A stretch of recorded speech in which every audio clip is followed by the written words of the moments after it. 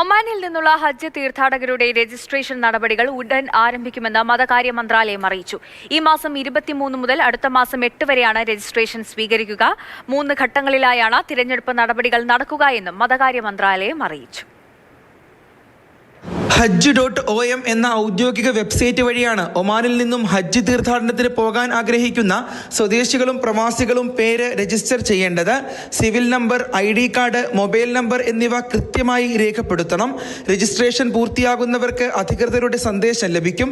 എന്നാൽ പേര് രജിസ്റ്റർ ചെയ്തതുകൊണ്ട് മാത്രം ഹജ്ജിന് അനുമതി ലഭിക്കണമെന്നില്ല. രാജ്യത്തിന് ലഭിക്കുന്ന ക്വാട്ടയുടെ അടിസ്ഥാനത്തിലാകും സ്വദേശികളെയും പ്രവാസികളെയും തിരഞ്ഞെടുക്കുക. 3 ഘട്ടങ്ങളിലായാണ് അർഹരായവരെ തിരഞ്ഞെടുക്കുന്നതെന്നും മതകാര്യ മന്ത്രാലയം അറിയിച്ചു. ആദ്യഘട്ടം ഒക്ടോബർ 14 മുതൽ 30 വരെയും രണ്ടാം ഘട്ടം ഒക്ടോബർ 2 മുതൽ 6 വരെയും നടക്കും. നവംബർ 9 മുതൽ 11 വരെയാണ് 3-ാം ഘട്ട തെരഞ്ഞെടുപ്പ്. കഴിഞ്ഞ വർഷം 14,000 പേർക്കാണ് ഒമാനിൽ നിന്നും ഹജ്ജിന് അവസരം ലഭിച്ചത്. ഇതിൽ 470 പ്രവാസികളും ഉൾപ്പെടും. Mathrubhumi news, Muscat.